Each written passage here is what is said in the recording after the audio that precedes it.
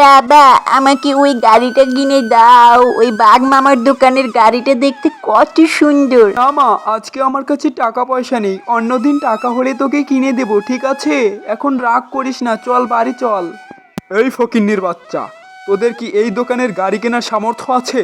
একটা গাড়ির দাম জানিস? ফকিন্নির বাচ্চা, যা আমার দোকানের সামনে থেকে সরে যা, সাইডে যা। বাঘ মামা, তুমি এভাবে কেন কথা বলছো? আমরা গরিব বলে তুমি আমাদের অপমান করছো? এর শাস্তি দেখবে, তুমি একদিন অবশ্যই পাবে। এই চল মিনা, চল।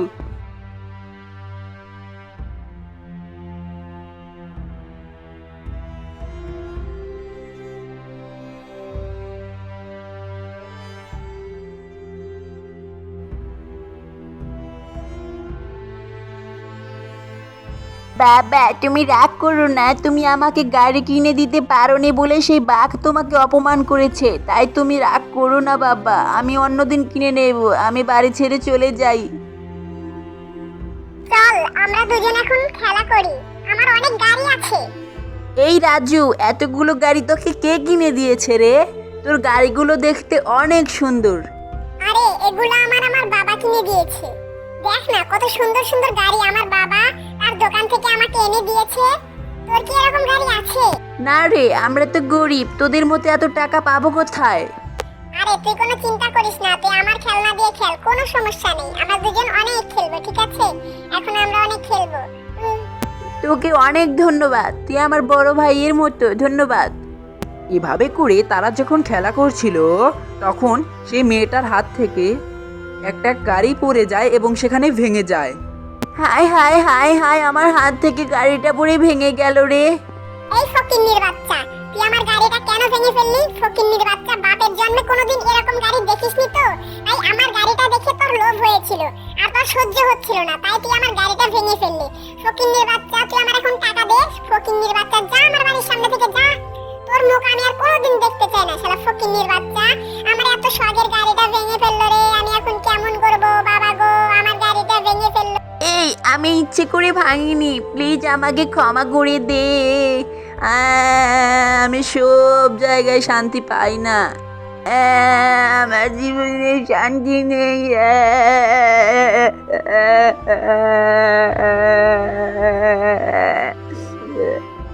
এই মেয়ে, তুমি এখানে কান্না করছো কেন? এখানে কান্না করো না, সব তো ডুবিয়ে দিয়েছিলে। একটুর জন্যই তো আমরা সবাই ডুবে মারা যাচ্ছিলাম।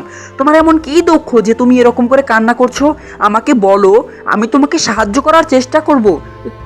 আরে আমার কষ্ট তুমি কিভাবে বুঝবে? আমার তো অনেক কষ্ট। আমার কষ্ট তোমাকে বলে কোনো লাভ নেই। আমার জীবনটাই বরবাদ হয়ে গেল, আমি কোনো জায়গায় থাকবো না। আরে এই মেয়েটির এমন কি কষ্ট? আমাকে জাদু আয়নায় দেখতেই হবে এবং তার কষ্ট সমাধান করে দিতেই হবে।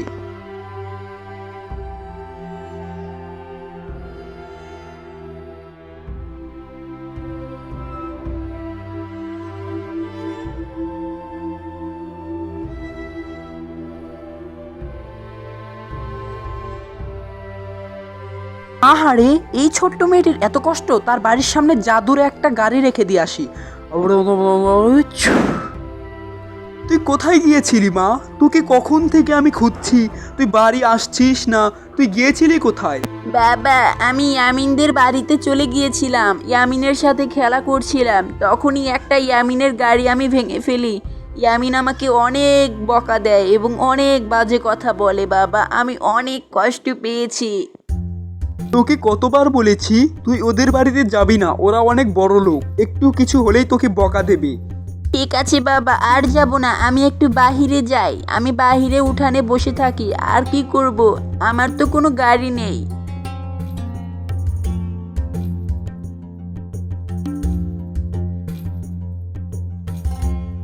আরে এত সুন্দর গাড়ি এখানে কে রেখে গেল? আরে তুমি ভয় পেও না মেয়ে, আমি একটু আগে যে বাগানে আমার সাথে কথা বললে, আমিই সে। তুমি কোনো চিন্তা করো না, তুমি আমাকে রোপণ করে দাও, আমি এটা জাদু করে এই গাড়িটা পাঠিয়েছি। এই গাড়ি তুমি এখানে রোপণ করে দিলে এখান থেকে একটা জাদুই গাছ হবে। সেই গাছে ফলমূল না ধরে নানা রকমের গাড়ি থেকে শুরু করে অনেক ধরনের খেলনা সেই গাছে থাকবে। আরে তুমি এটা কি বলছো? এটা কি সত্যি? তাহলে তো ভালোই হবে। আচ্ছা, আমি এখন এটা রোপণ করি। বাহ, এটা যদি সত্যি সত্যি গাছ হয় আমি অনেক খেলবো। আরে মা, তুই কোথায় গিয়েছিস? এই যে। আরে এখানে কি করছিস? চল ঘরে চল, মাটি হাতাস না, তোর ঠান্ডা লেগে যাবে। বললাম তো চল। আরে বাবা, এখান থেকে একটা জাদুই গাছ হবে। আমাকে জাদুই বললো, জাদুর ফুল বললো যে এখান থেকে বিশাল গাছ হবে, সেখানে নানা ধরনের খেলনা ঝুলে থাকবে। আমরা নাকি বিক্রি করে কোটিপতি হয়ে যাব বাবা। দেখো, কালকে সকালে অবশ্যই হবে। ও, তোকে গাড়ি কিনে দেইনি বলে তুই পাগল হয়ে গেছিস নাকি? চল বললাম ঘরে চল, উল্টাপাল্টা কাজ কাম করা। চল, ঠান্ডা লেগে যাবে। চল এখন তাড়াতাড়ি।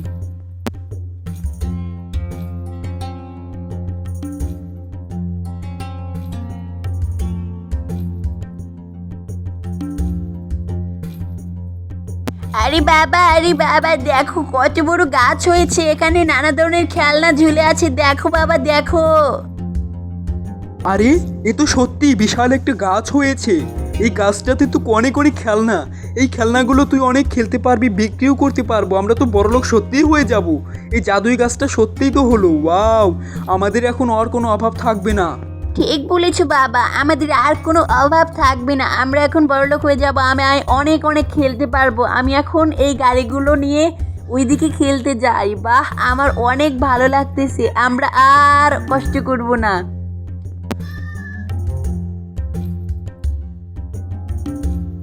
আরে এই, তুই এত গাড়ি কোথায় পেলি রে? বলতো, কোন জায়গা থেকে চুরি করেছিস ফকিন্নির বাচ্চা?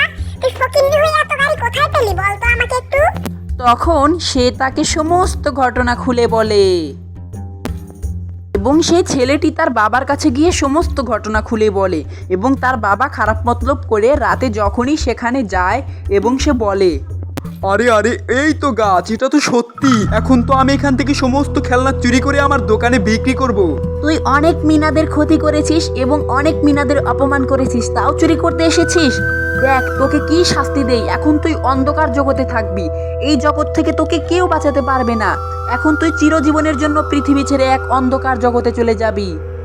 বাঁচাও আমাকে, বাঁচাও, বাঁচাও আমাকে। এই অন্ধকার জগৎ থেকে আমাকে বের করে আনো। আরে বন্ধুরা, ও তো এখন অন্ধকার জগতে চলে গেছে। ভিডিওতে তোমরা তাড়াতাড়ি একটা লাইক দিয়ে চ্যানেলটি সাবস্ক্রাইব করে দাও এই রকমের ভিডিও পেতে।